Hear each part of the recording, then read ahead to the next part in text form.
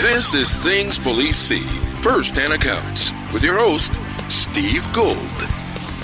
Hey guys, welcome to the podcast that interviews active and retired police officers about their most intense, bizarre, and sometimes humorous moments on the job. I'm your host, Steve Gould, as the man said. Thank you for joining us. Thank you for all the recent 5-star reviews. I really appreciate it. I love that. Every time I get one, every time I reset my phone or check Apple Podcasts, I get pumped to see that. So we're at like 780. I'd love to get to 1K. So if you love the show, please keep doing that. That's really helpful.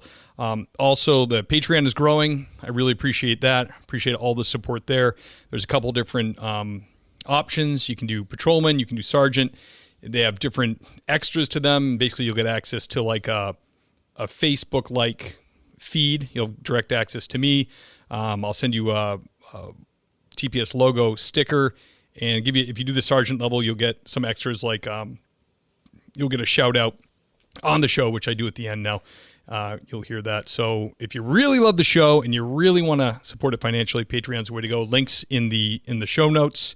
And if you can't afford it, not a big deal. If it's not like in the budget, the show's going to remain free. I'm going to keep doing it. And you can just enjoy it that way because I want as many people to hear it as possible. So today is going to be a great interview. We have a federal agent on. I love talking to the federal guys. Super interesting. Came highly recommended from a few other federal agents. So he's got 29 years on as a special agent. He was with U.S. Customs, which later was absorbed and turned into Homeland Security. He's done investigations involving smuggling, money laundering, terrorism, human trafficking, immigration fraud, and so many more. He's done anything you can think of, he's done. Without further ado, I want to bring on retired Special Agent Alex Alonso. Alex. Hey, Steve. Thank you, man. Great intro. Thank you, sir. Oh, my pleasure. I'm honored that you came on, and you came highly recommended from two other guests. Like almost the first words out of their mouth before we even started the interview was, you got to get Alex Alonso on. I'm like, okay, I will. That's Bob Starkman, right? And Lorenzo Toledo. Yes. Yeah, those guys were great. Worked with those guys in different, realms of the career. With Lorenzo, undercover operations, and with Bob on money laundering cases. And it was actually Bob who got me out on my first surveillance. So he's, we go way back. That's awesome. And did you end up turning into a boss in the agency? Yeah, I stuck with it and I kept on, and I ended up going and rising up to the level of an assistant SAC, assistant special agent in charge, and then went overseas and did that route and became an attache where I was in Italy and also Spain. That's very cool. Yeah, everybody remembers a good boss, because it's typically you get a lot of bad ones. So when you get a good one, you remember them. Well, those guys were great, right? I never had to do, but they had their own direction. They basically, did what needed to be done in those days. Yeah, I find that a lot in law enforcement. There's mostly like as a cop, federal agent, state trooper, whatever, you really don't want that. You don't want that attention from the supervisor. It's embarrassing, to be correct. I think cops have a lot of pride. So typically we try to absolutely make sure there's nothing you can say. Like everything looks fine. That's correct. So Alex, Customs is kind of a unique agency to start with. How did you get attracted to that, or how did you end up there? Well, it's a funny story, Steve. Because all I wanted to be was a cop, right? That's what I had. I remember I was a young kid sitting on my porch in Hialeah, Florida. That's where I'm from, right? I'm Cuban, background. So yep. A lot of Cubans came when they immigrated to the U.S., went to Hialeah or to New York, that area, right? But my family went to Hialeah, and I used to sit on the porch with my grandfather, listen to his stories, and I'm thinking, man, I would love to be able to travel and do all these things that he was saying. And during one of those story sessions, this car pulls up in front of my house, and I don't recognize it. And I'm thinking, who are these guys sitting in front of my house? My mom's about to come from work, and these guys are blocking the driveway. So I go up there, and I'm, knocking on the window, and I'm like, who are you guys? What's going on? I'm a young kid, I'm not sure what's going on. And they're just looking at me, just holding up the finger like, hey, my mom's about to come. Who are you guys? Whatever. All of a sudden, the guy reaches into his shirt, whips out a badge, nice. Opens the door, pushes me. I go back. They take off running, guns blazing.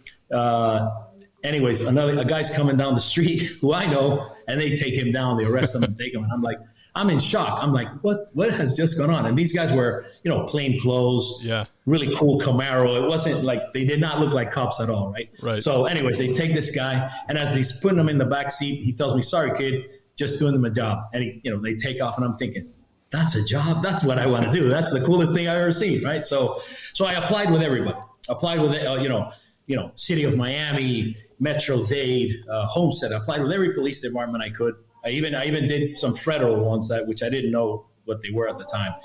I went through all the interviews and would pass everything, right? But my driving record, I had a horrible driving record when I was a kid, and it was coming back to haunt me. And I remember the last interview I had with the local police department. They said, "Look, Alex, you have a great background, personality. We did your all these aptitude tests and things like that, but you have a horrible driving record. You're gonna, the people you'll be stopping will probably have better driving records than you. So come back and see us in a year." And I left there, Steve. I was devastated. I bet. I got home, and there was an envelope, and I had also applied for the immigration service at the beginning, which is actually where I started, the Border Patrol, U.S. Border Patrol. And I applied with them and eventually got on. And then while in the academy, applied with the U.S. Customs Service.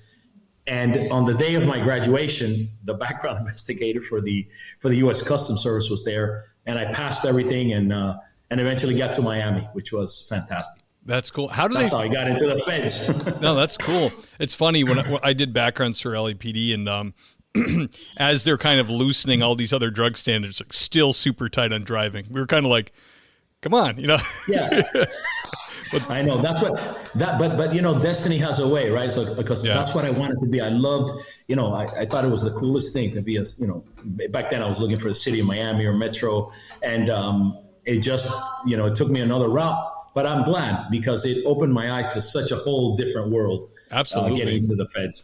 Yeah, even if you ended up in that local department and like you liked it, but you stayed there, like you would be fighting to get an undercover spot. You would be, they're limited. They're like sought after. Guys sit in them for 30 years. So the way you went, you opened the door to a million different things you could do. It was a great journey, right? So it took me. So I'm here in Hialeah. Then took me to Texas on the border. Got to learn immigration laws and started understanding that situation. And then almost immediately, I was only in the Border Patrol maybe, 10 months at the most. And then I got picked up on a transfer to the Miami office as a criminal investigator, working the boats right during the time when we had Blue Thunder, those go fast speedboats on the water. And it was like a kid in a candy store, just getting to that. I remember getting to the office my first day on the job there, and I'm going up to our, director's office to, first day getting signed in. And I get in the elevator, and a couple of guys come off the boats. You could tell they had just come off from a patrol, and they're like, "Are you a new guy here?" And I'm like, "Yeah, I just got transferred over. Can't wait." And the guy's looking at me, and he says, "You're going to have to be on the boats, right?" I'm like, yeah, I can't wait. He goes, "And at least 5 years." And I'm thinking to myself, 5 years? I'm hoping to be there for as long as I can. And I guess they had been fed up, right? Because on the boats, you had to patrol. And it was a blast. But it after a while, it took a toll, right? Every night, every day, pounding the water out there. And so the place to be was investigations. But it was really good. Yeah. You kind of had to, they wanted you to know you were going to have to put some time in before you get where you want to be. Exactly. They love to tell the new guy, Yeah, but for me, Steve, it was, it was kind of good because, so I'm Cuban, and I had I grew up in Miami. I knew the waters, I knew the area, and so on the boats, the guys we were stopping at the time, this was in the 80s, were Cuban fishermen, boat guys that were going out picking up loads. Back then, it was the airdrops. It was big marijuana. It was marijuana and cocaine bales started coming later, but there were airdrops, and it was the Cuban fishermen who were the transporters. And a lot of the guys at the time couldn't really communicate with him, so I could, and I was able to interview them differently than just your typical guy trying to speak in English and translation and that kind of thing. And so some of the investigative groups started getting me to go with them on their cases, which were the bigger cases, right? I was just interdiction at the time, but guys like Starkman, right, who were in money laundering groups and wanted to, have additional guys. Starkman was actually great because he would get us out and help me get in the cases with him. And so I could help and interview them and say, no, this guy's full of shit, or excuse me, this guy's lying. Yeah. He's not telling you what's up. And so that was good. So it was actually Starkman who helped me get off of the boats, as they say, into investigations. That's great. Yeah. So speaking Spanish is huge. I mean, there's a lot more border guys and cops in the South, Florida that can now, but up where I'm at in the Northeast, it's still, I mean, I hear it on the radio all the time because I'm on a county board. We have a Spanish speaker that can come to my stop, get an OUI or something. And it's so easy for them, even if a lot of times they do speak, they understand you, but they're just going to say, no comprendo. Like they're not going to, you get a Spanish speaker there and they're like, oh, I'm screwed. They got to talk. It. And for me, it was just not the Spanish, right? It was just the specific like Cuban Spanish. And because you knew the culture, right? Like, and everything. Yeah. Right. And that kind of eased me into like the undercover ops later on. So it was helpful for me that being able to live in those both worlds. Yeah, I can imagine. I wanted to ask you just to go back for a second. You were in academy and you were doing a background for a different agency. How did those agencies feel about that? Did they think, it's all federal, or were they like, this sucks? No, it was not good, right? So, but the Border Patrol at the time, they knew because they were recruiting. I'm very thankful to the Border Patrol because it was my foot into the federal system, right? And I actually liked the job. I loved what I did. If it wouldn't been that if it wouldn't be that I would have had to stick it out there in another area, I would have probably stayed with the Border Patrol. But Customs offered me back home. I was back in Miami, back with my family. So, and you could at the time move a lot faster in the federal system was grades going on, right? So I could move a lot faster. In fact, when I got my transfer, at the time I was still what they call a trainee for the Border Patrol.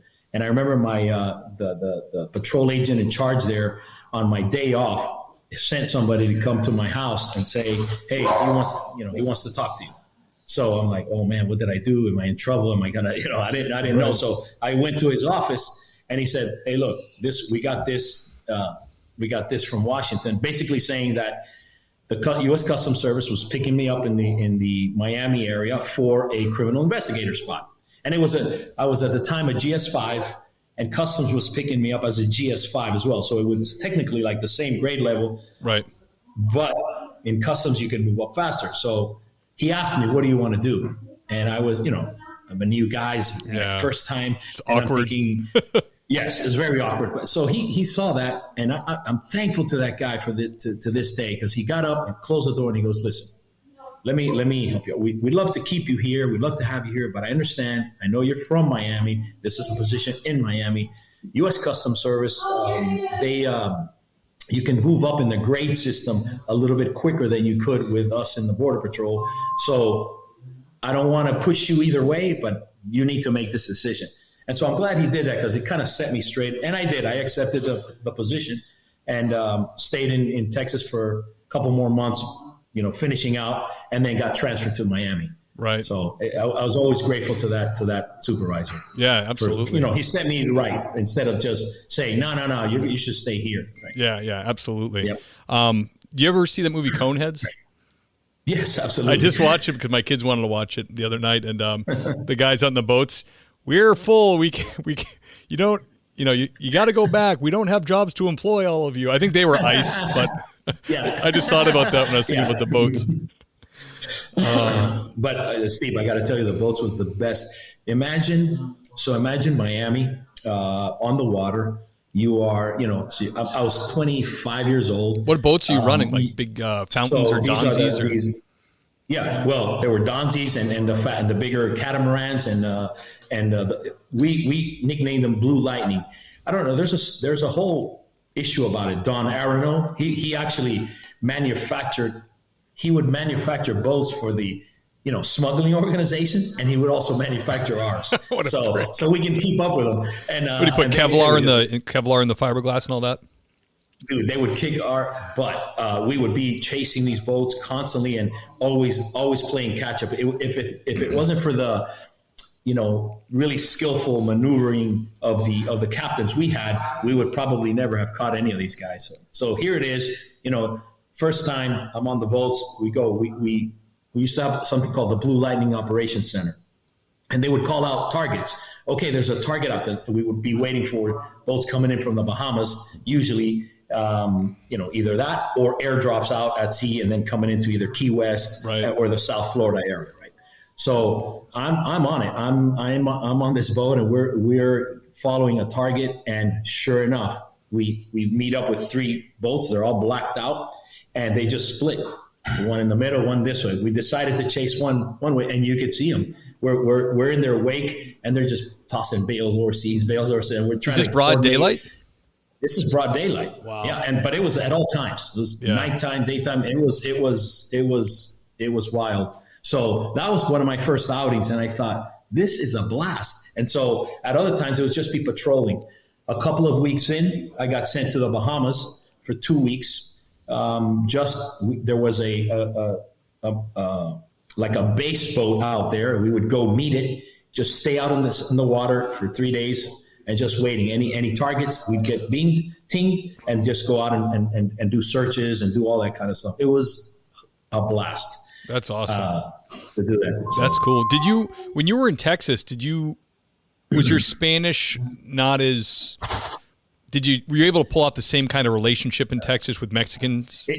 No, it was tougher because it was not the same Spanish. And I learned that quickly, right? So I grew up in as I said, my parents are Cuban, and it was not a learned, in school, right? My language is picked up from my family, my friends, right? Back and forth at the house, we spoke Spanish. Outside, English, right? But all my friends were mainly in the same situation, right? We grew up with similar situations, right? We spoke Cuban style Spanish. Now on the Mexican border, the southwest border, it is totally different, right? It's the Mexican influenced Spanish, and the what they call Tex-Mex, right? Like different words for different things. So, but luckily, while in the academy, I had a lot of friends that I would say, hey, how do you say this? I got great grades in the academy. In fact, I graduated number 1 in the class in the Border Patrol. Nice. Yeah, and it was just because I knew how to translate, I knew how to say it. It's just certain words are just spoken differently. So when you encountered individuals that you're trying to either recruit or just talk to, I had to make an effort because it was not the same Spanish. I was wondering about that. I had a Tennessee officer on a while back.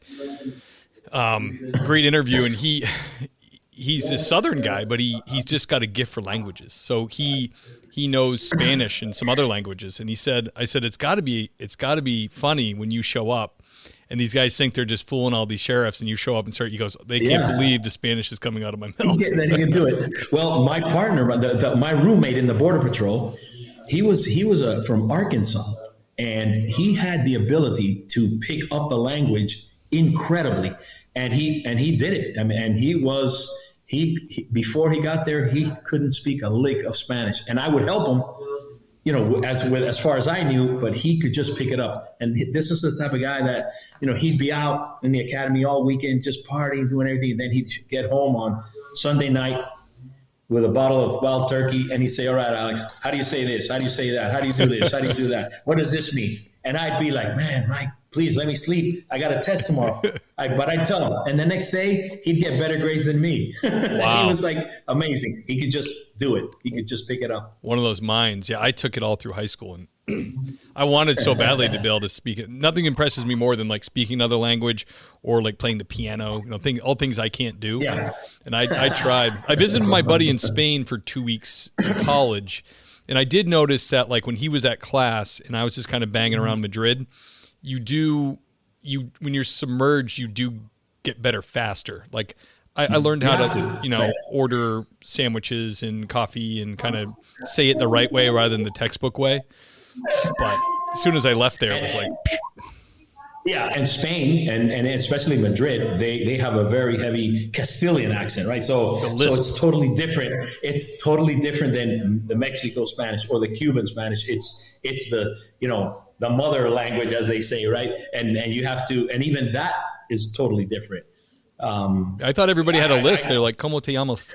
And I was like, yeah. And so my buddy's roommate told me, he goes, "Well, back in the day," and I asked the Tennessee guy this, and he said it's not true, but I said, "Why does everybody have a lisp with their Spanish?" And he said, "Oh, because there was a king that had a lisp, and he made everybody speak with a lisp." I'm like, "Is that true?"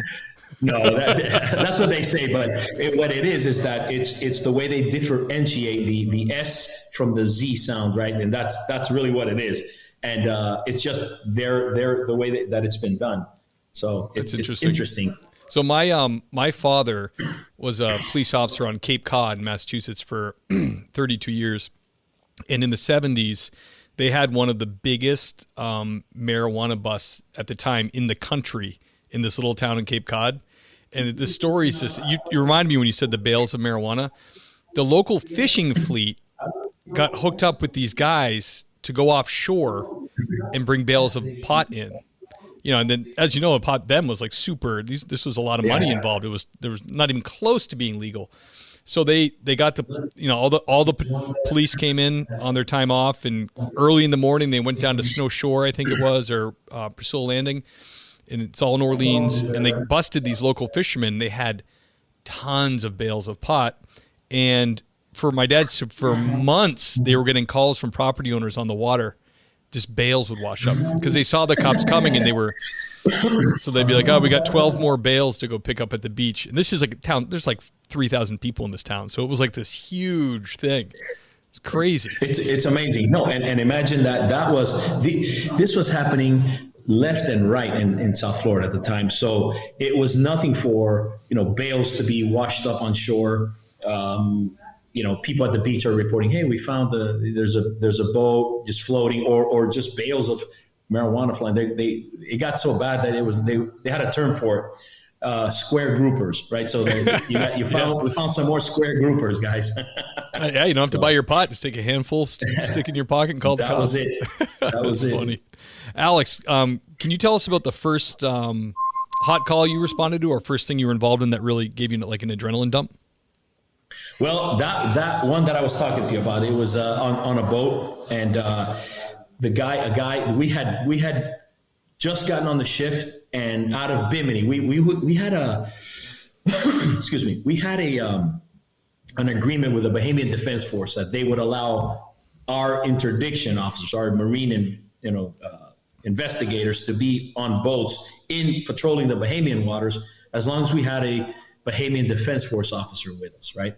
And so it was so bad coming out of Bimini that's why we wanted to be up there with them, right? So my assignment on that day was going out of the Miami office into the waters, and then someone in the Bahamas was patrolling waters there.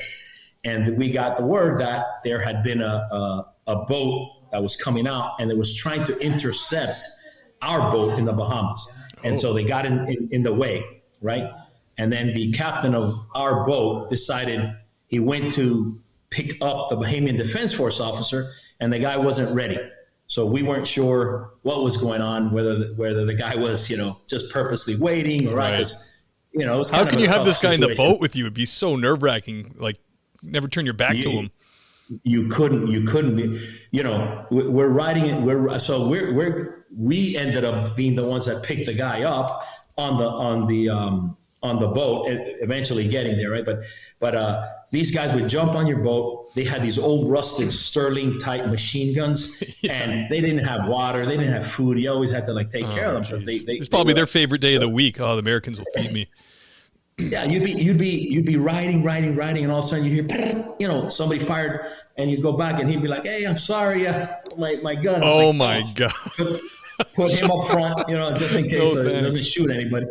But on this particular day, our guy decided, you know what? We don't have time to pick up the Bahamian officer. So he just went, and they tried to intercept him, and he rammed right through the boat. Like just the Coast Guard. I wish I had a picture to show you, Steve. I think I actually might. I'll get that to you. But you ran through his boat, or he ran through your boat? I wasn't on this boat. I was on the boat coming in, getting the actual. We ended up catching the guys that had the load on. Okay. But the boat that was with us, that had departed with us, actually went on. Land, like basically crushed him over because he was trying to block our way or the way. Right. And the Coast Guard has this beautiful picture of the guys jumping off the boat, one guy this way, one guy while our boat is coming across, But we got in a little bit of a problem with that because we didn't pick up the Bahamian Defense Force officer like we should. Right. So we got a little bit of hot water, but it turned out okay. They gave us a pass on that one, and we ended up getting the load. Our boat and ended up catching the guy, and we just kept on circling until he just couldn't outmaneuver us, and then we got on the boat and took him. So wow, it was like 315 kilos. Damn. So no doubt you guys are armed to the teeth out there, but as far as being in distress, who's your person that's gonna show up? Is it the Coast Guard? I mean, who's gonna come help you out if, like, say they pop up a minigun and like turn your boat into Swiss cheese or something? We're right there with them, right? We're firing right back at them. So yeah, it could either be the Coast Guard or another one of our units. At the time, we would coordinate with the Coast Guard a lot because they're out there, we're out there, and so that's what we would do. So in this case, we had the actual boat that came out of Bimini that ran over the boat, right, our boat, and then another backup boat that came to help us, and that's how we were able to pin the guy down. They didn't have weapons, thank God, right? Because we would eventually used to get into shootouts in the water, but most of the time we'd end up overpowering. So in this particular one, no issues. But if we would have had to call backup, definitely we would count on the Coast Guard or our own other Marine units. Gotcha. Damn. Have you ever seen when they arm the Merchant Marines? Those videos. It's pretty crazy. I don't know if it's Merchant Marines or if the Merchant Marines like hire like Blackwater or somebody else to be there, but they just cut these. You mean the Somali pirates trying to come in? And they're like they just have a couple M4s and they just take them out. I mean, they just start blasting these boats as they come up, and these guys don't stand a chance. Well, at the time, believe it or not, in our policy, we had the ability to. I don't know if it's the same still, but at the time when I was on, we had the ability to fire across the bow, right? Across the bow. Bow right? shot, yeah. And if they didn't, then you can actually attempt to shoot out the engine.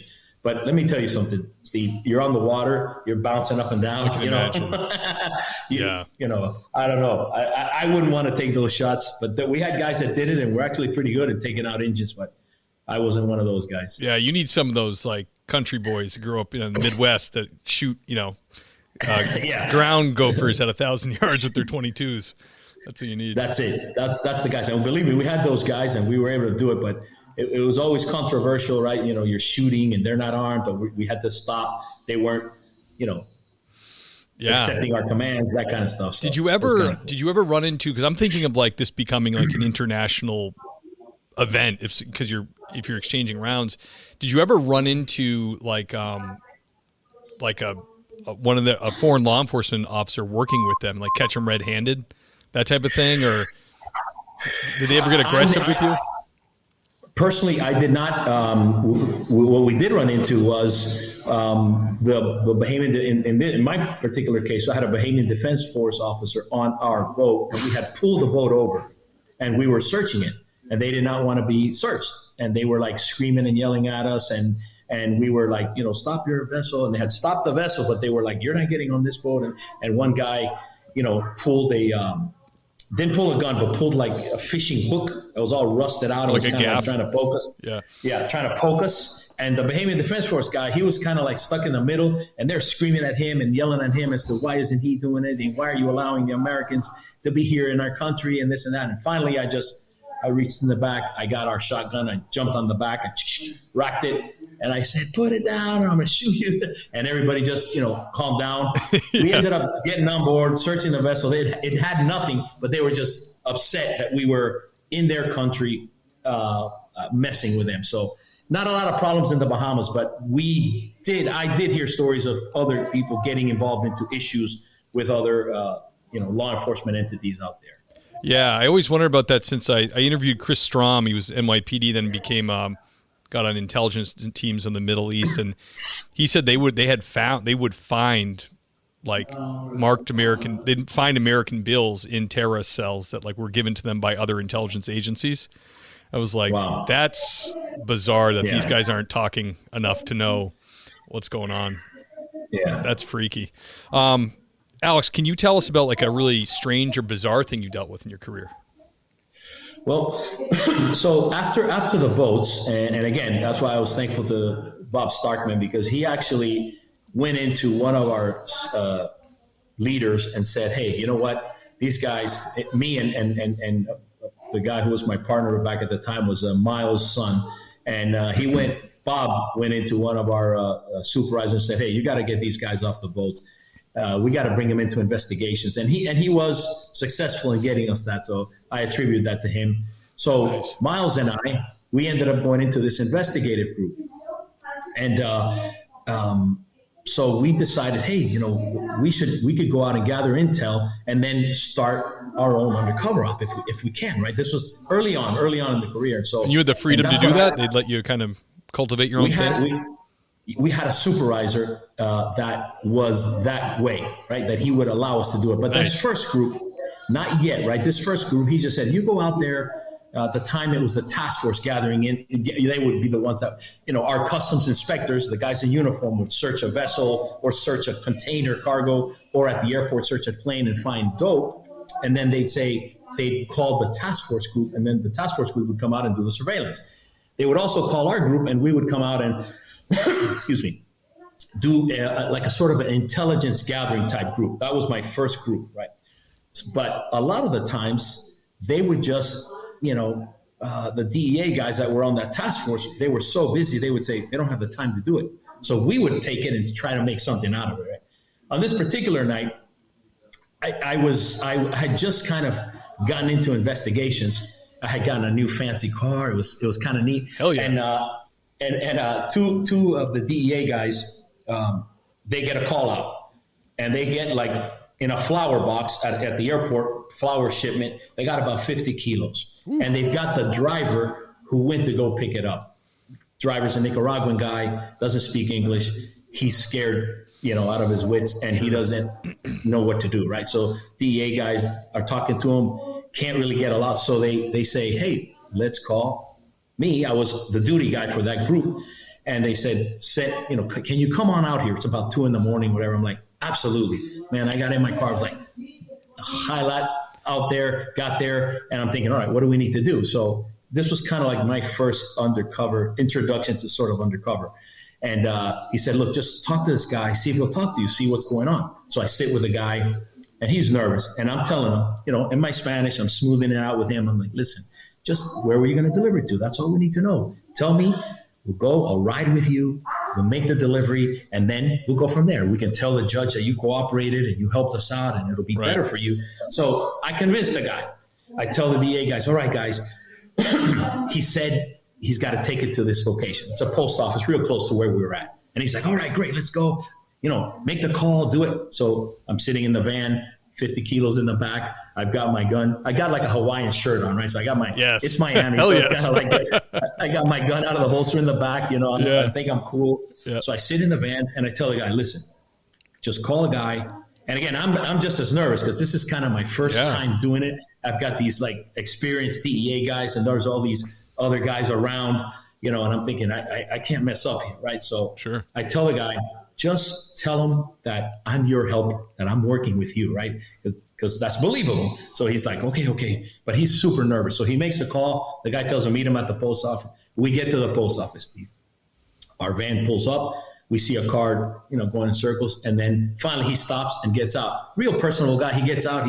He goes right up to the guy and he goes, hey. And then he looks at me and he stops in his tracks, right? And he goes, who's this guy?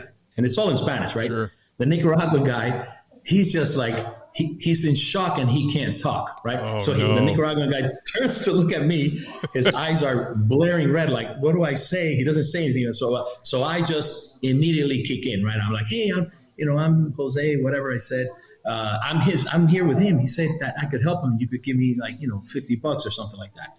And he said, he stayed looking at me for a long time, and he's like, and he looks at the guy looks at him, so he goes, all right, go around the back, right? So meanwhile, we had a perimeter set up. And the plan was that the minute that we were going to offload the kilos into whatever next situation we were going to do, I was just going to, put my fingers through my hair, right? Right. Back then I had more hair, right? So I was going to put my fingers through my hair. So we go to run the back, start doing the offloading, and I got one box in, another box in, and I figure, okay, this is the right time. So I'm like, yeah. And I'm like, all right, man, here it comes. The cavalry's coming any moment now. Nothing. And this is like in the back part of the post house, all dark. And the first guy, the Nicaraguan guy, he is freaking out because he knows something's about to go down, right? So he's just looking around. The Peruvian guy hasn't noticed yet. So he's like, so once again, I do it. Now I'm getting paranoid, right? Because I'm thinking nobody's showing up. So I just finally took it into my own hands, right? I whip on my gun and I'm like, all right, police, back up. So I start screaming and yelling. The Peruvian guy's looking at me like in shock. What the hell? And I'm like, don't move. I'm nervous. I'm scared, right? I'm by myself. Totally. And the funny thing is that I'm totally focused on the Peruvian guy. The Nicaraguan guy, the original guy, he's so nervous and scared that whatever I'm telling the Peruvian guy to do, he's doing. Put your hands on your head. Put them up. Get on your knees. And he's like obeying me, doing whatever I say. And I'm like, so I'm thinking, I've made enough noise out here that somebody's coming. And I'm just standing there. And it seemed like a lifetime, I right? bet. And I'm thinking, where is everybody? So finally, and now they're getting antsy, right? They're like the Peruvian guy saying, hey, listen, like we can work something out, And I'm thinking, he thinks I'm alone here. Yeah, long enough to talk with him. He's like, hey, this is awkward. Yeah, that's how long. It was not that quick. So I see down the road, backlit, it was a really cool DEA agent that I worked with. He's a really nice guy. But this is the first time I met him. He's running and his hair's like flowing in the wind. And he's like, Alex, I'm coming. His badge is bouncing off. Anyways, he finally makes it. All right, man, great job. I'm like ready to cuss them out, right? Yeah. But I'm thinking, I wonder if this is how it is, because I've really never done it before, right? So anyways, they get taken down. So he tells me, hey, why don't you talk to this guy and see where he was going to take it? So Nicaraguan guy gets, locked up. The Peruvian guy is now, he's a little more smoother, right? This guy knows he's been around a little bit. Might so be more like, useful. Yeah. Listen, I was going to deliver it. We can do this. It's a Colombian female. She's supposed to come and pick it up. We can tell her this. We can tell her that. So I tell the DEA guys, hey, look, this is what's going to be. He's like, let's try it. We go over back again, same situation. And so the pre-brief, I go, man, guys, please, I'm doing this. Just come when I do it. Like, what happened? What was the deal? Well, they said that they were in a position and they couldn't see me. So I'm like, great. Well, guys, get in a position. It's going to be right here. All right. So, so they're like, all right, no problem. We got you. So back again, everybody, goes, Peruvian guy makes the call. Female, Colombian female. She's like, okay, great. We're gonna come out there. Anyway, so I'm sitting in the van. The guy's trying to talk me into like, hey, can I get less time? What's going on? What's happening? Where are you from? He's trying to make time. And I tell him, look, just let's concentrate on this. Shut up. I'll tell him shut up, because really, I'm really super nervous and my adrenaline is going. I can only My imagine. heart is pumping out of my chest, Steve, because I've never, done this, right? And it's happening to me. So anyways, sure enough, car starts circling the parking lot. Colombian girl shows up, and she doesn't even want to get out of the car. She's like, okay, hurry up. When she sees me, she knew. She looked at me. She's like, oh, no. Just like that. She tells the guy, oh, no. And he's like, no. This is my friend. I'm telling you, this is the guy who brings it to me from the airport. No. I got to pay him. That's all. She's like, no. She's trying to back out, but she had made a mistake. She had pulled in, right? So we had immediately gotten behind the car so we can put the stuff in the back. So she's like freaking out. So she's like, all right, put it in. Car's not even off. right? She's just on. She's just waiting. So we're getting one flower box, and he's looking at me. He's stalling. And sure enough, I back out, hands through my hair, boom, boom, boom. I'm like, all right, this time, no problem. I'm getting ready.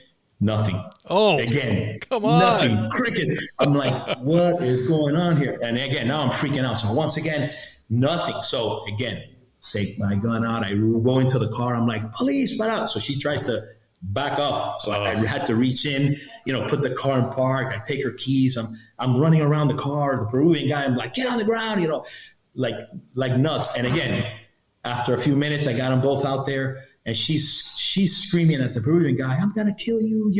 How dare you?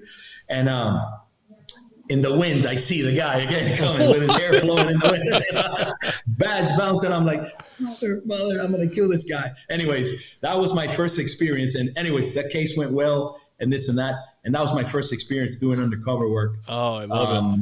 With those guys. Dude, that's what was it? Was it because you weren't? Were you on the wrong team? You weren't DEA, so they weren't like paying attention. They just no. They just, I guess, where they positioned themselves, they couldn't see.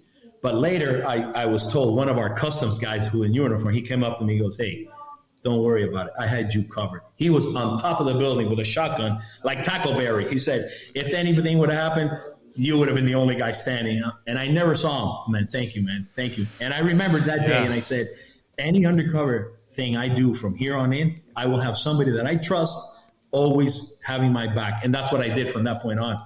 And it was a lot better. Yeah, I know guys that work on task force, and they don't even like working with different team members from different counties. They all like to work with each other. And then, like, if you never worked with a guy before, like, you don't want to hop on their team. You just jumped right in there. I mean, you were probably a young guy. You're like, this is my chance. Absolutely. That's exactly how I saw it. I popped out of that bed. I ran out there, and I was dying to jump in. It was what a great case, but I didn't know. I was very green, had no idea, had really never done any type of undercover work other than maybe some phone calls here and there, but nothing face to face like this. So you must have had your heartbeat in your throat the whole time. And later I got to know those DEA guys a lot, and we always laughed about that story. But man, later they all knew, hey, listen, it's nothing was going to happen to you out there. We had you, but for me, it seemed like an eternity. Out there, on your own. Well, all you can think about, too, is all the stories you've heard where things do go wrong, horribly wrong. It's like, I'm the new guy. New guy got killed because X, Y, and Z. Absolutely. So, like, when it's all you're thinking about. There have been an ATF guy, Ariel Rios, that got shot early on. There are all these other things that were in my mind. The Kiki Camarenas was kind of fresh. It had happened, sometime afterwards, right? But or before. But all those things, like you think of, like when you do undercover type work. And man, it was a nurse. And I know Lorenzo always talked about this dream, right? That he talks about that, you can't, your gun is like, your bullet's not coming out of your gun or whatever. And that for the longest time, I had those kind of, nervous dreams. But after that, it was like a shot of adrenaline, and I loved it. And I couldn't wait. And my next thing was to, set up our own undercover operation. Which we did. And now you had done it, so you're like, all right, I got my feet wet. Yeah. Let me ask you something, Alex. Like, when you're so new doing this, and you're in the car with the guy, and the first guy you talked about, was it Nigerian? No, Nicaraguan. You're in the car with this guy going to the post office.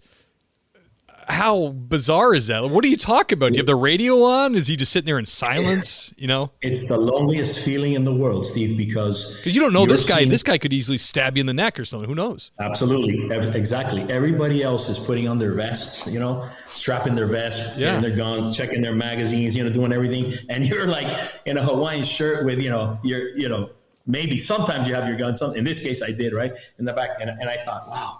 So the first thing I did when I sat in the van with him, I told him, look, I'm going to tell you something. If you even try to tell that guy anything, I'm going to shoot you first. Just like that, very seriously.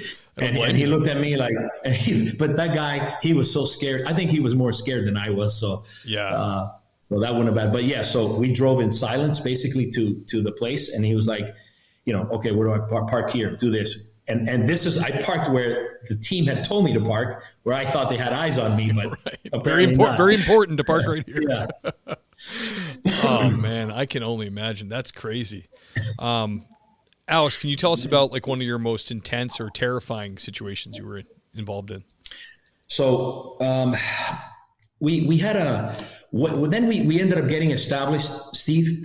We ended up going into, myself and my partner Miles, and we became part of another group, and it was the Cargo Investigations Group. And before I was into law enforcement, I was in the import-export business, right? I knew the cargo industry and shipping and trucking and all that. So we thought, let's set up an undercover business like that where we can sell that we can transport for you. So you put the drugs or money in care of us, and we get it from point A to point B for a fee, right? We were transporters. And that was like, that was big in those days. So we'd set up we got a nice building. The supervisor, I told him, look, if we're going to do this, we have to do it right, because people are going to be checking us out. We can't have some, shitty desks, messed up. We got to do it right. It's going to be legit. Classy. We're going to have nice conference rooms and phones and secretaries and all this other stuff, right? So he's like, go for it. That was the good thing. We had a good boss who recognized that, and we did it, right? So this particular, the cover was that my uncle owned this business. I knew about it. I knew the business. And I worked for my uncle. And to make money on the side, I would allow his business, his legitimate business, without him knowing, for it to be used for smuggling dope from wherever. And I could tell you how to do it. So I was not a real bad guy. I was more of a business guy. Perfect. Yeah, it's believable. But I needed some money. I wanted money, right? So I was very believable, right? That way I was not no badass from the street. I was just a guy who knew the business and I could talk it, right? So once again, we had partnered up with some DEA friends. And this particular guy had a case that he had a fugitive he was trying to track down, and the guy was in Brazil, and the guy wanted to smuggle coke, but he wanted to do suitcases, smaller shipments. So we convinced him through an informant that why do a small case? We have a guy who has this business and bring in a whole container load. So he's like, well, I want to meet this guy. So we're like, all right. So we do the thing and give him our business information, and sure enough, the guy buys us 2 first-class tickets to go to Brazil. Oh, myself and the informant. So now we have to sell this to the boss. Do we do this? Do we not? And I'm thinking, this is my first international undercover, right? So I'm thinking of that movie Blow, when they go for the helicopter ride and they throw the guy off the friggin' helicopter. I know. All those things go to my mind. But Steve, I when I think about this now, I think, how the hell did I even think of doing that, something like that? But at the time, it's what you did. Yeah. You're 100% committed, and that's what we wanted to do, right? So here we are talking possibly a 500 kilos, 1,000 kilo load. And so this was the whole intention of that undercover operation. So convince the bosses. I go with, my partner, the DEA agent, and myself, and the informant. We fly down. The informant and I fly under our undercover credentials. We get to the country, get through, no problem. The informant sets himself up at the hotel. I then go to the briefing with the DEA Attache, who was going to help us cover the meat. And he tells us, you cannot move from this location. I was in Rio de Janeiro, in one of the main hotels there. It says, this is the hotel. We're going to meet outside, and this is where you have to do all the business. And I tell the guy, listen, this is a Cuban guy from Miami. I'm Cuban. The informant's Cuban. The first thing he's want to do is going to take us out to drink, and mess around. He doesn't want to just sit and talk business. He doesn't know me. And the guy says, no. We can't have that. We can't have you going out. So I knew it was going to be a mess. So now, are they thinking because of they wouldn't be able to keep you safe, that type of thing? Correct. And again, this is the responsibility of the DEA attaché at the time. And he's thinking, I want to keep you on a perimeter. He has some, Brazilian police with him and DEA agents, and of course my partner, right? Who doesn't know real, Sure. Anyways, but he's out there like covering my back. That's who I had covering my back, right? So I'm thinking this is not going to work. So I tell the DA agent whose case, we were helping in Miami. And I said, look, his name was Gene. Gene, this is not going to work because he's going to watch. He goes, well, I'll just try to keep them together. So I was, all right. So sure enough, we get out there. I tell the CI, we're sitting outside on the table, really nice. This is no guns, no nothing, no recording, nothing. In Rio de Janeiro, that's beautiful city, right? Where was Rio de Janeiro, right there on Copacabana Beach. Water's right across from us. Wow. It's beautiful, but it's dangerous, right? Yeah. You have these, what they call favelas, and it's very, very dangerous, right? And it's easy to take you up into those neighborhoods and you're never seen again, later. Right? So, but I'm thinking to myself, well, I'm not really a bad guy. I'm actually here to be able to help him, right? So it can't be that bad, right? So anyways, I tell the informant, listen, whatever you do, you have to back my play. We got to tell him we're going to meet somebody else too, and we can't do any partying or anything like that because that's the first thing he's going to want. And the informant's like, of course, man, of course. We're here. Serious business. Like, all right. So perfect. So we order a couple of beers. We're waiting for the guy. Guy pulls up, right parks in the middle of the street, and he comes out like this, and he knows the CI, right? So he tells the CI, hey, what's up there, bro? And they get up, they hug each other. Sure. They're like slapping back. They haven't seen each other in a while. He sits down, he shakes my hand, meets me, and I tell him, hey, well, you want a beer, this and that? He's like, no. Come on, let's get out of here. What are you guys doing? That's the first sucks. Thing out of his mouth. The first thing out of his mouth. He's like, no, let's go. This place, it's nothing. I'm going to take you to a great place. And I'm like, no, listen, we got to. And the CI is like, yeah, come on, man. Let's go, Alex. Let's go party. Instead of backing me, he's like right there. And so Frick. I'm thinking, all right, what do I do? What's my play here? Do I I go against all my instinct, which was to stay there, or do I go? So of course, I'm still thinking, by that time I had been doing some undercover work. I've been getting a little cocky in how I'm doing things. And I made the choice of, I'm going to go with the guy. Of course. And I would, if I was that attaché, having been one later on in my career, I would have been pissed at me for doing what I did. Bet. But I knew we could do it. So get in the car, and I could see my partner. He was across the street. He's looking at me like, what are you doing? So anyways, get in the car, and they're talking. Everything's good. And the guy just keeps looking at me in the rearview mirror. And I'm thinking, oh, man. And I had, like I always do, I have like a pen in my hand, right? I had gotten something from the hotel either to write off the payment on the check for the beers. I don't know why I had it, but I had it in my hand. And he then, we're driving, but everything's cool. We're on Copacabana Beach. The lights are still going on. And then we start driving into neighborhoods that there's no lights. It's all nervous and scary. And all he does, the informant's talking just crap. I hear the noise, but in my mind, it's going 100 miles an hour. Like, I mean, I would have jumped out of that car. See you later. That's what I felt. That's what I felt like, Steve. I was like, oh no, I made a mistake. I immediately realized this is a bad idea. So he just keeps looking, and he's driving. And then all of a sudden we stop somewhere. And now the informant's just, hey, what are we doing? And this is some place out of nowhere. He goes, no, give me a minute.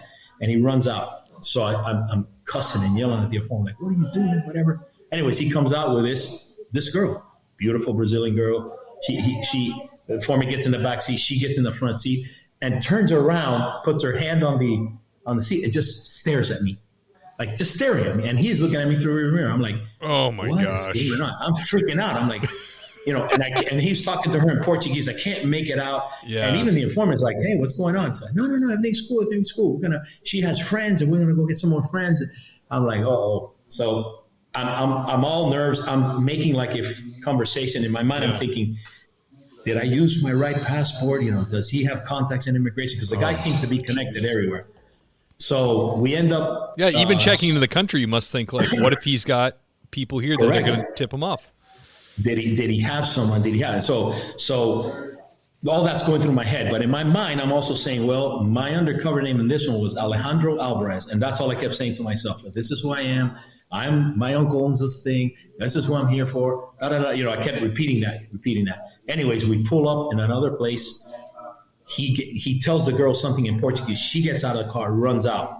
I'm thinking, all right, she's going to go get some friends.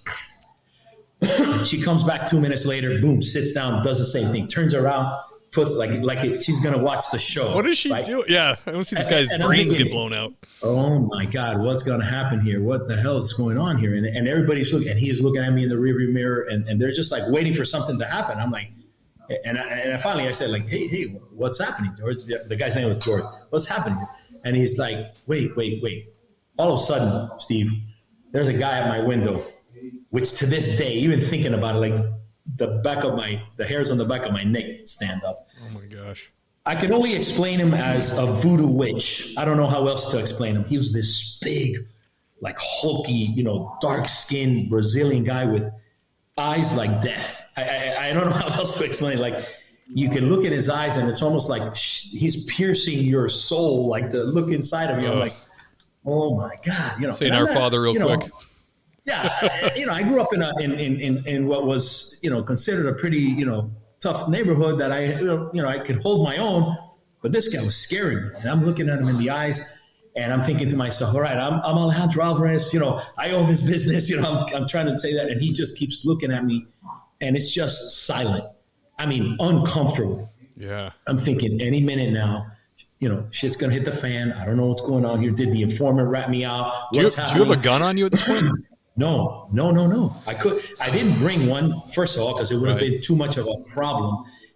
Too many notifications to make. Yeah. And I don't have a wire. I chose not to because I'm thinking this is the first meet. The guy's not going to talk to me. He wants to pat you down, Yeah, he might. There's all kinds of things. So, but they're all looking at me, seeing how I'm reacting. Anyways, after about what seemed like an hour, which I'm sure it wasn't, but this voodoo guy goes back to the front window and tells him something in Portuguese. And they all look at me, and then he walks away. The car starts driving away. Girl's still looking at me. He's still looking at me through the rearview. I have no idea what is about to occur. And then all of a sudden, in silence, we just appear on the lights again. And I'm like, my comfort level's coming back, right? I'm thinking, all right, what's going on? So we pull up to a club. And he goes to the door. He says, hey, these are my guests. And while we're waiting there, he goes, I just wanted to make sure I needed to check you out. And I'm like, who was that guy? He goes, he's my santero, right? I don't know, his priest, I guess. Yeah. Well, witch doctor priest, right? Who tells him. And he said you're okay. That's what he said. Not very good at his job. Yeah, no, you should fire that guy. So we go in and we sit at this table, and he's got, not once did we talk about anything, just whiskey. He's trying to just wants to get to know you. Coke. Yeah, absolutely. He's got girls sitting with it. We got a hold. So I made it through that night,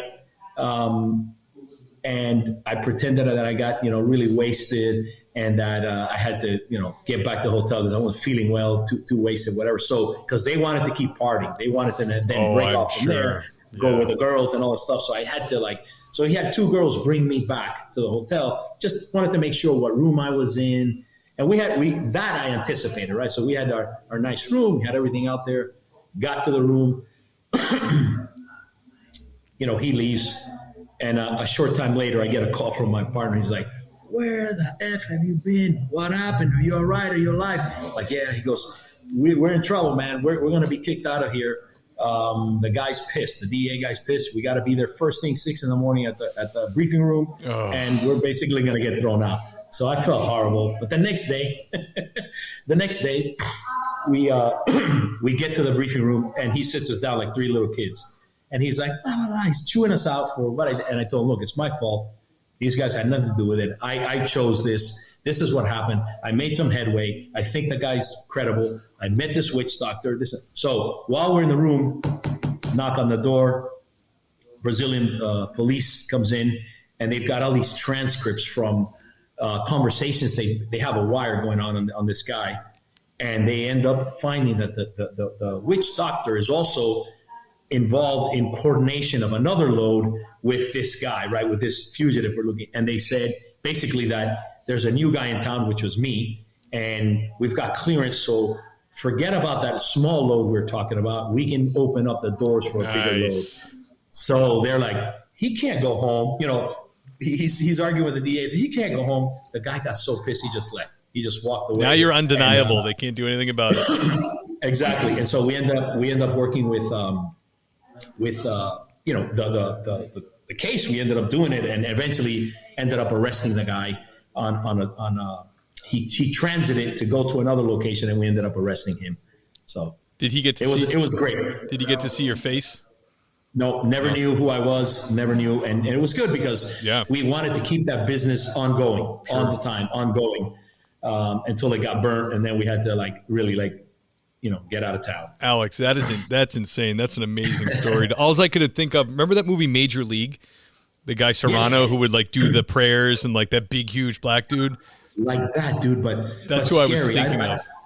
I can't imagine, I still see his face. I still get worried. I think later we learned that they actually had him whacked because he was, I guess he didn't do the right thing. But it was that night.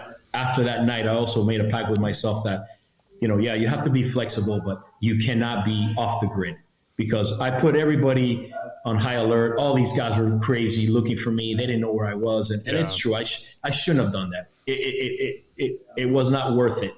All the misery that was caused because of that. Yeah. It scared the hell out of me too. That's like a movie, dude. That's insane. I would not have done well. The witch doctor would have been like, the guy with the orange hair kept crying. I don't think he's legitimate. But Steve, you get that fight or flight syndrome, right? You either give up and die, or you try, right? When I was a kid, and this is one of the reasons also why I thought I have to get my life together, right? So when I was a young kid, or young man, actually, I was 18 years old. I worked in a construction landscaping company that we were trying to get off the ground. And I'm coming back home. I'm driving out in Florida, in an area called Cooper City. I just finished the job, and we're on a street that's one way this way, one way that way, a canal on the other side, right? And I get thrown off, right? I'm traffic is really bad, and I'm driving, and I've got a forklift and pallets of sod in the back, and I'm trying to get home because I got to go take a shower. I'm going to go out that night with the date. And a car is trying to beat traffic, comes into my lane and can't get back into his lane and is stuck. So I'm going fast, and it's either crash him, hit him, kill him, or try to avoid him, which is what I tried to do. I didn't really gauge well enough the weight I had on the back. I had a forklift with pallets of sod, and it sort of threw the truck into a spin and right into the canal. So I had no choice. The windows on the truck were broken. It was just like an old beat up truck we used to use. And as I'm going into the water, I remember having to put my hand in because I'm hitting the side of the shoulder as you're going into the canal, right? Yeah. And all that weight is pushing it down. So I remember, I go down into the water. I'm floating in this cab. All I had a chance to do was, hold my breath. I'm trying to feel for where the windows are. And all I can feel is like a panel or a door, and I'm panicking because I'm floating in this cab. I can't see. Oh my gosh! It's murky, ugly water, right? And I know that the windows are broken, so I know that the windows got to be here somewhere. So I didn't realize the truck had turned around upside down. So I was floating in the cab, where the floor was the roof, and the roof was the floor. Right? It's you're giving me a panic attack. Well. Anyways, I was able to finally figure out where the water, where the hole was under the window. As I'm going down the window, it's sinking enough that my actually boot got stuck. And I'm thinking, I can't go out like this. I'm not going to go out like this. So I remember thinking, that's why I was telling you the story, because you have that fight or flight syndrome. And it seemed to me, at least in these situations, that's what would kick in with me, right? When I would panic, I would have that fight situation, right? So in this case, I remember slipping off my boot and just swimming, and I pushed off of the bottom of the canal, all muck. So I knew that up was the right way because you couldn't tell. So I'm going up and up. I'm dying to breathe. I'm trying to breathe. And finally I come up and I see people are clapping. People had stopped and seen, and people are clapping. And all I could see was, in the water, the blade of the forklift sticking out of the water. Wow. And I remember swimming over, getting out, and my legs then just started, afterwards I panicked, right? But at first, my instinct was to fight. So I think that's what this kind of thing that's in me, I guess it would keep me going. Yeah. I was using these instincts to keep on, right? But that can only last so long in undercover, right? Because sometimes you can't gauge it, right? So it's got to be tough too, because you're having fight or flight, and you're choosing fight, but then also in that situation when the witch doctor is staring at you, you have to suppress, and your brain's having these chemical dumps of like, all right, let's go. Yeah, but no, exactly. But the fight part this time is to sit quietly. So that's got to be intense. That's exactly right. And I knew deep down, I was counting on the fact that hadn't done a deal with a guy yet, hadn't done anything that could get them upset for anything. In fact, I was someone he wanted to have on his side because I have an opening for him. I have the possibility to make money for him because he's got a guy who has a company in the United States, right? So I haven't done anything shaky yet. So that's what I was counting on, and it worked. Damn, man, that's a crazy ass story. The story of when you were a kid being in the canal, that's freaky, man. I mean, I have something that like lightly relates to it, but like I remember water skiing as a kid, doing like slalom skiing at like 40 plus miles an hour, and you wipe out, and you're so disoriented that you're trying to swim. You have a life jacket on, but you're trying to swim to the bottom, but your jacket won't let you. But then you feel your legs in the air, and you go, "Oh, let me just let go." You better, yeah. And I'll and that's like that's a 3-second ordeal when you're a kid, But for you with that, with being sunk, it took me some time. That's insane. Yeah, it took me some time to get over. For a while, I didn't use seatbelts, and I was always a little nervous. I still have this thing when I go over a bridge. When you go over a bridge that you're going up and you can't. For some reason, that just panics me. Yeah, I bet. I just go through it. But it's scary. Thank the Lord you made it out of that. I mean, that pilots program they have in the military, when they slam you into the water and then the capsule goes upside down, a lot of guys they know what's going to happen, and still they can't get their they can't get their, out of the harness, and they end up, the divers have to come in because they're going to die. I mean, and they know what's going to happen. So that's totally nuts, brother. The panic sets in and it overwhelms you, right? So I learned, thank God, early on to try to like deal with that. So, and I think a lot of undercover guys, I had a lot of influence. I had read Joe Pistone's book, My Undercover Life in the Mafia. Yeah, he's great. Yeah. The guy is amazing still to this day. Every once in a while I have some contact with him, and he is a true, I always tell him, like, he doesn't even think that way, but I tell him, man, you don't know the influences that you have had on other life. Because for me, at least, it was why I wanted to do the long-term type stuff, because, the things you learned, right? How to do this, how to work throughout those panics. So it was one of those things that, if you're going to do undercover work, you have to have, I think, a certain personality, a certain resistance, a certain type of thing, because so you're not subject to any corruption, you're not subject to panic or this and that. I mean, but you still have enough nerves and the fear factor that you can gauge when is right and when it's wrong to get in or out, right? So you have to understand that. Yeah, it takes a special person for sure. I mean, the agency I used to work for, we had a kid that just worked as a reserve, but he ended up getting involved with our task force, and he just was good at it. Like, he would go alone and do buys, and he would chat and BS with these meth heads, whoever, and he did great. I mean, they totally believable. They loved him. He didn't end up sticking with the job, but he was just a reserve. He just had that in him. He was good at it, where a lot of cops can't just stop being coppy. They're too it's like you can't have the high and tight and be like militaristic when you're trying to be, the guy who's buying meth. When I was running I was running at one point when we merged, when customs merged with, and became, we merged with immigration, then we became the Department of Homeland Security. I was given, I was by that time an assistant special agent in charge overseeing UC ops in different areas, right? So one of the things they wanted to do was start something with, in the terrorism realm, right? So we wanted to coordinate with the FBI, and we wanted to get the right personnel. And we had this one particular guy who was, Middle Eastern descent, had come over from another local police department. He looked the part. He spoke. He was born in that country. Mm-hmm. and they immediately assigned him over to me. But this guy came over, and I guess they must have inflated his ego or what. But when I met him, he was like, he came in with, he had the bald head, really looked, he was in shape, looked, that he could do something, right? But he had this big chain with a big old medallion here.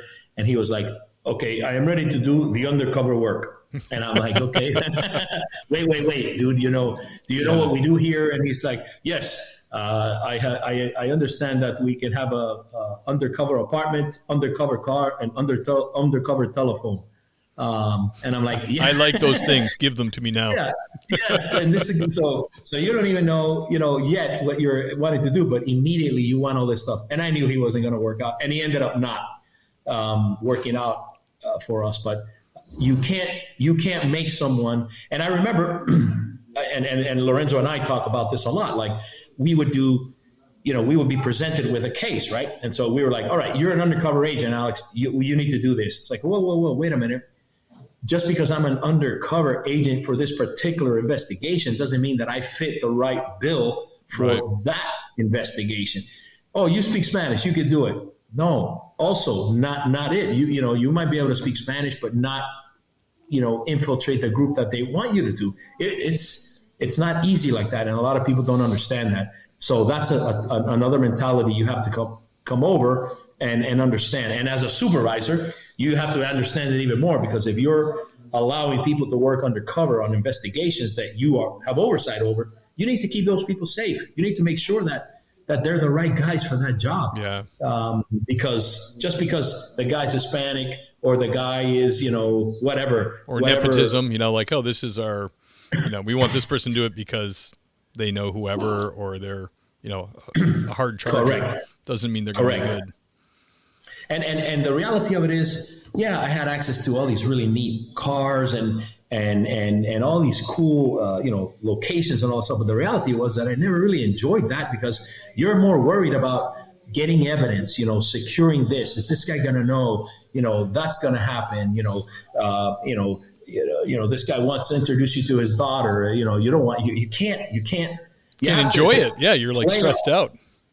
Correct. You have to be playing on that line, but never really crossing that line, so that's a balancing act. You have to, it takes a lot of work. Yeah. These are all tools that you're using. They're not like early in my career, I was a natural resource officer, and I was assigned to the boats, and people would be like, oh, your job's paradise. You're out in the boat, I'm like, I'm out in the boat with a vest on, a gun belt. I can't drink beer, and I can't fish.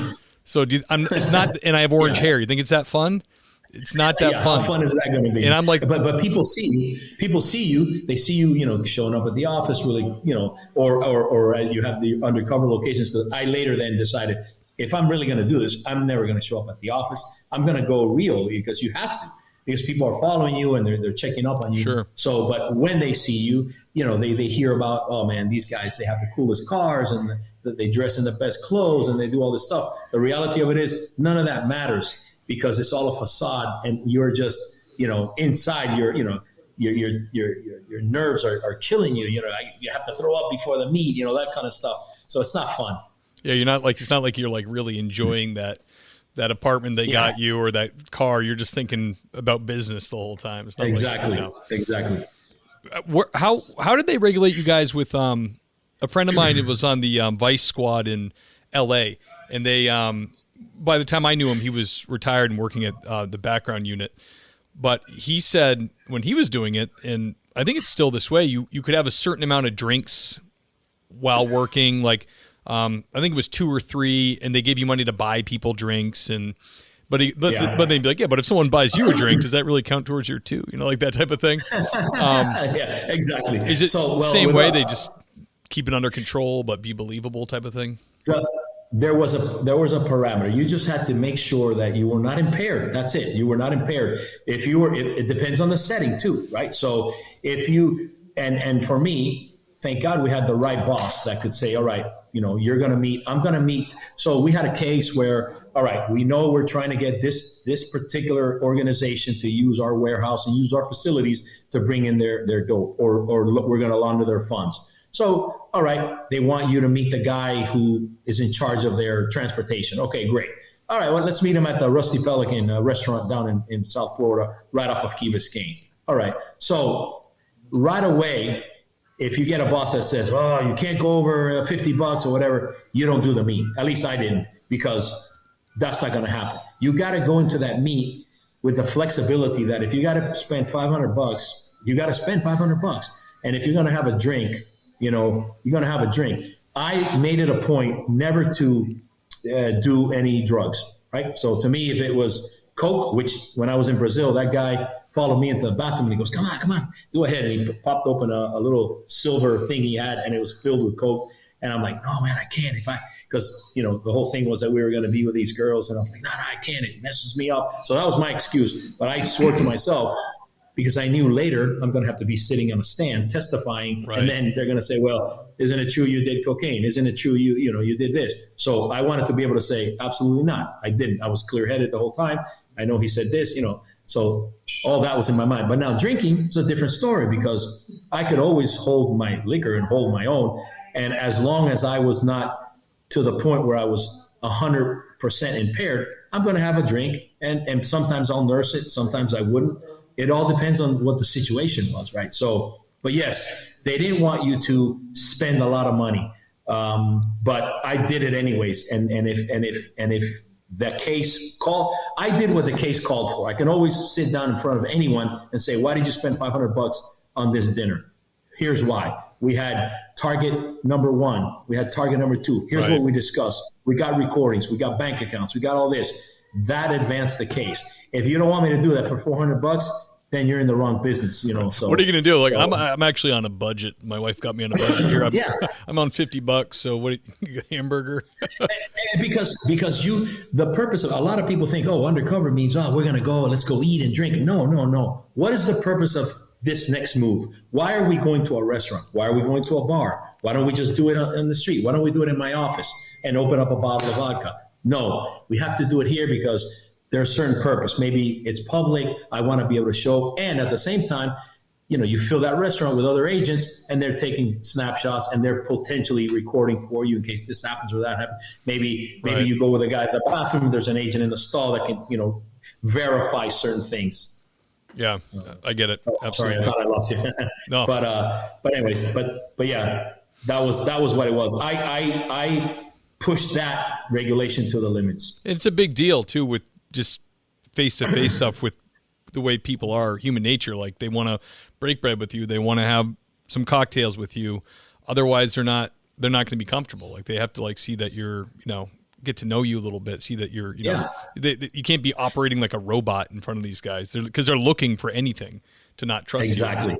And I, Steve, in my situation, I was able to pull it off, right? Because I was a business guy. I was, I worked for my uncle. I had to have a level head. I wasn't a guy who was addicted Right. My hats are off to the guys that are in these infiltrate like these biker gangs, right? Like the ATF guys that have done that. They the balance they do to be believable in those things. That is a juggling act, and my hats are off to them, because I don't know that I'd be able to do that. But in the world I lived in, the world I created around, I could, because I could say, look, I just don't do that. I drink and I have my business. I have this, or, and in the world that the people that I played with would have say, okay, that's believable, because a lot of them didn't do it either. Right. Yeah. In the biker world, it's a whole different world. You have to we had basically prove it. We had Lou Velosi on, who did a lot of undercover with the ATF. Man, I mean, he's a big jack. He looks like a biker, big jack dude, tattoos and stuff, but incredibly difficult, because bikers, they by nature too are just like wild. Like, they want to, want to see that you can party. Like, are you an animal? You gotta be right there with them, right? So for me, there's the perfect thing. Like, they would say, all right, Alex, you're a Hispanic. You could get in there, go infiltrate the Mongols. Dude, how am I going to do that? I have no thing. I don't even know how to ride a motorcycle. Right? Right.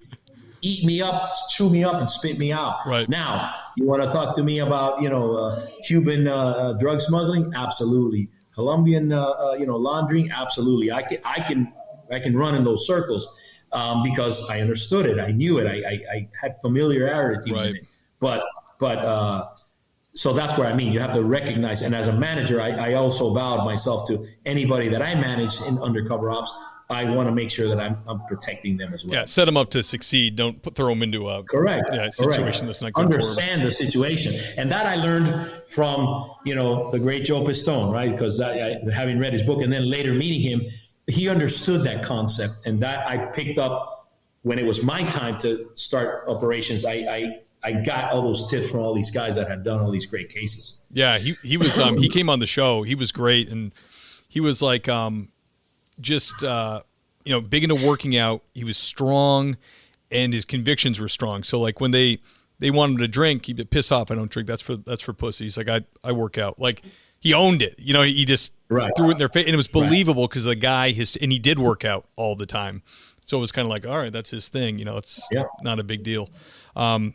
Alex, I've kept you on here over an hour. I do have a few more things if you got a couple more minutes. Absolutely, brother. Absolutely. Whatever. My time is yours, Steve. Oh. And thank you for being flexible, man. The last time, Oh, absolutely. Believe me. Like I said, that rescheduling is something I have to do often. Part of the job. So, yeah.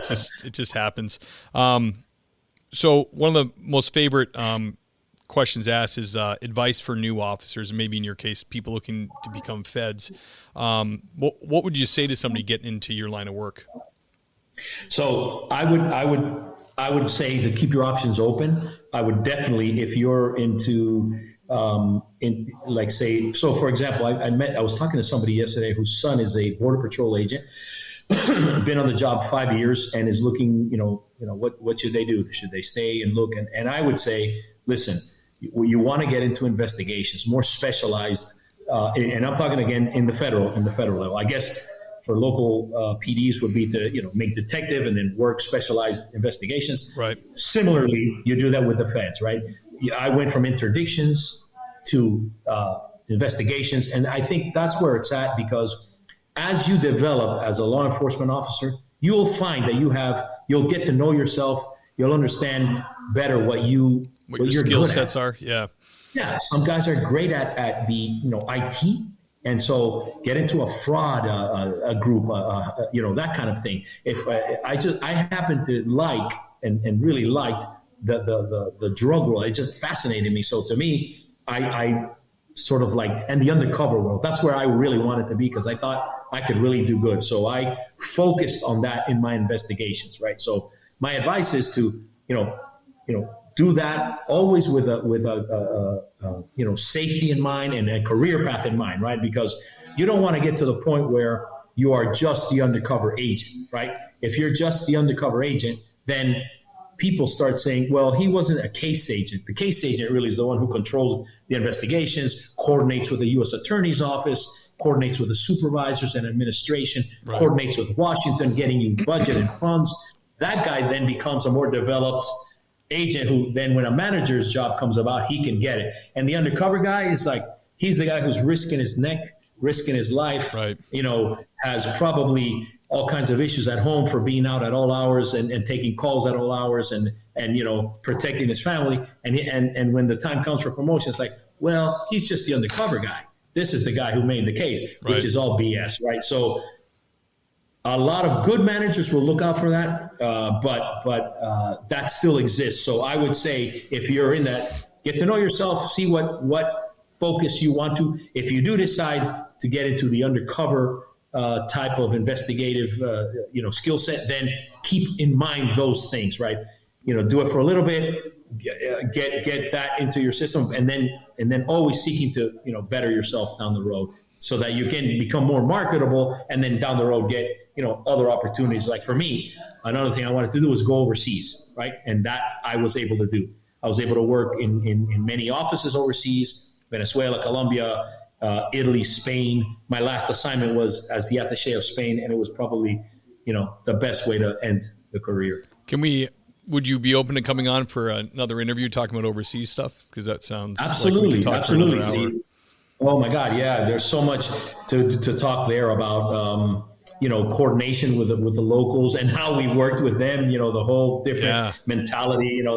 They have their beers. They have their systems, but they're professional and amazing to work with. And we did many incredible cases with them too. That's awesome. So yeah, anytime.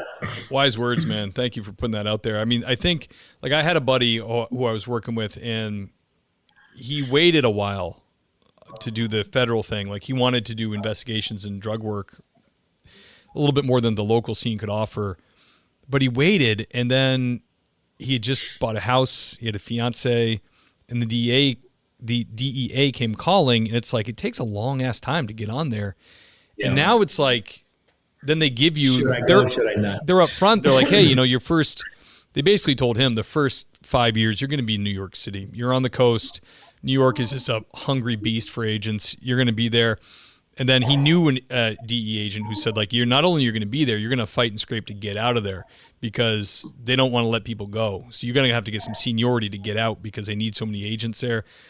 And just the way it was presented to him at this point in his life, on the precipice of probably making sergeant, he was like, I just bought this house. Can I do this? I think it probably waited too long because it's kind of a young man's game to get in there, travel, be undercover, do all that fun stuff. If you have people at home that are really depending on you, it's way harder.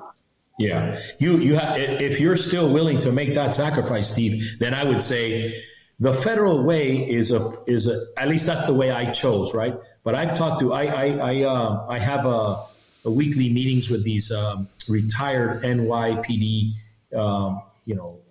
guys from different precincts in New York. Yeah. They were detectives, they're investigators, they're all kinds of things. And they had a great career, a fantastic, incredible life and world, and they make great pensions. So sure.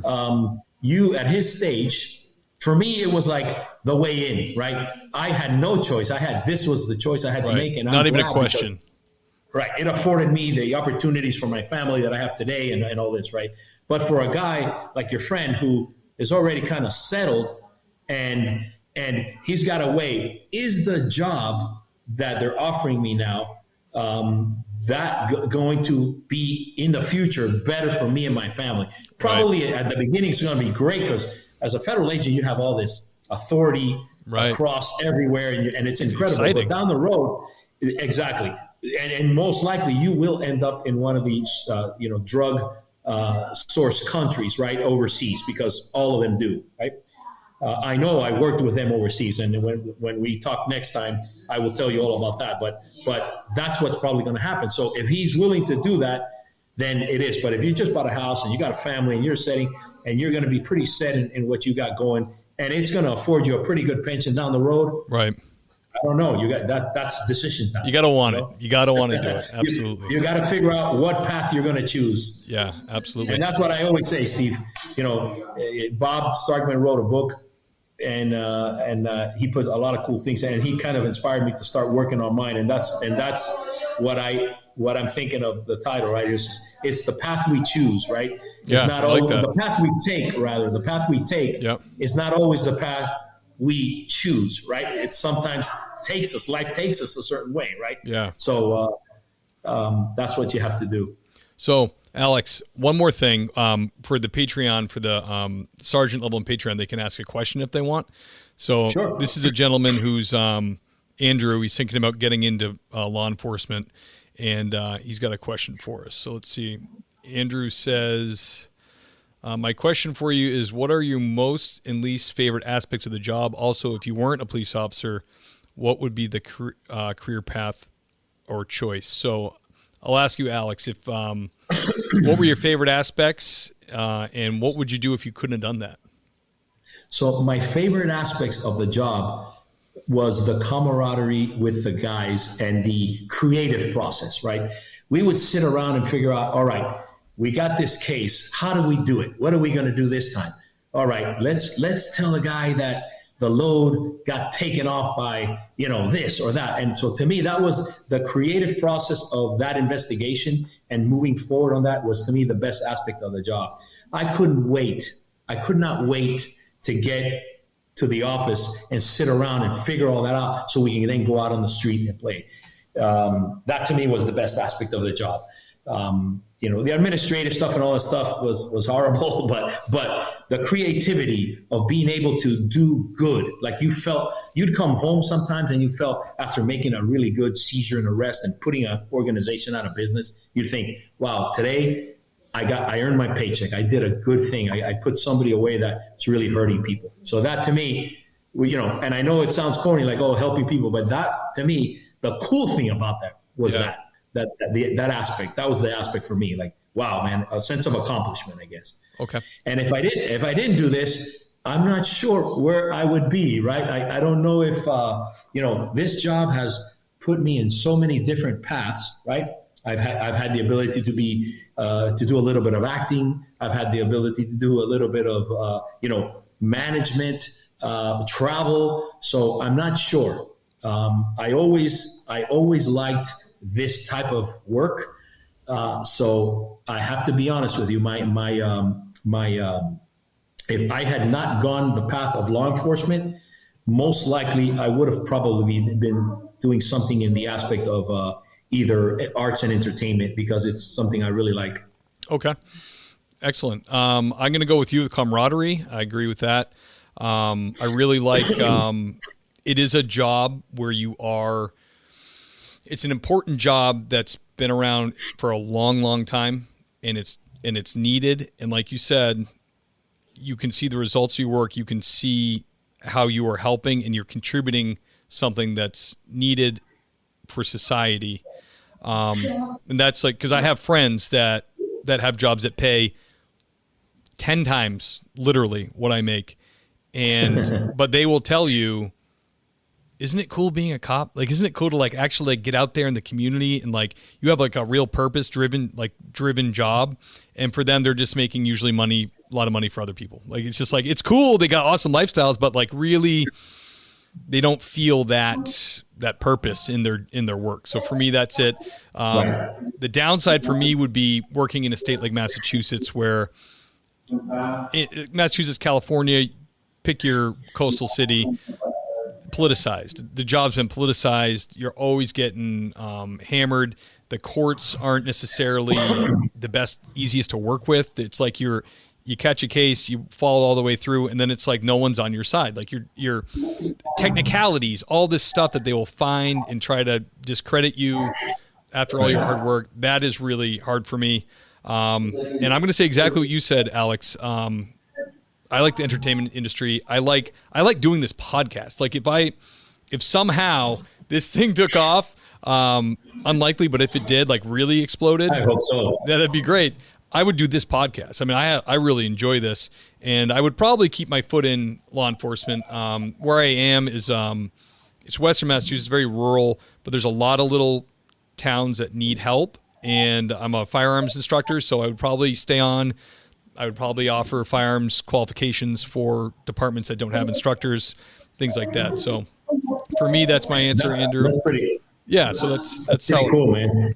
And I hope that your podcast does take off, because you offer, Steve, an open platform where guys like me can sit and talk, and hopefully guys that are thinking of getting a job like Andrew, and guys that are thinking of, that are already on the job and might want to, hey, should I go this way? Should I go that way? That they hear something that helps them. And I wish these things were around when we were like getting on board, because me too. This is me. I based my police stuff on Hill Street Blues and Miami Vice. That was my right.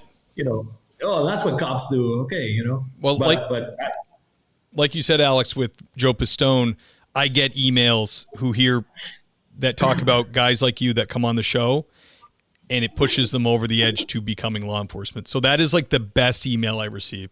So someone's going to hear Alex Alonso, incredible stories and how cool your career was, and it's going to make somebody go in that direction. And we need some kind of force out there doing that, because it's exactly. All agencies can't get people now. It's like no one wants to do it. So I thank you for your contribution and really sharing some exciting and fantastical stories from the job, man. I mean, incredible career. Thank you, Steve. Thank you, brother. How can people, do you trying to build a following or anything, or do you have social media? At the moment, I'm on like Instagram and Facebook right now. I've just started back getting into this, and like I said, I had been working with Bob, and I'm starting to jot down notes and going to start writing. That's great. My story. So at the moment, it's just this. Hopefully by the time I get back, hop back on for the overseas portion of this, I'll be a little bit more organized and get We'll support you best we can, brother. Let us know when it's happening. I'll edit the shows and put the link to your book. We'll put it on Facebook. Have you back again to talk about it? I mean, if you're willing, that's awesome. Of course. Absolutely, Steve. Anytime, man. That'd be awesome. Well, Alex, it's been an honor having you on, brother. I really appreciate you taking the time.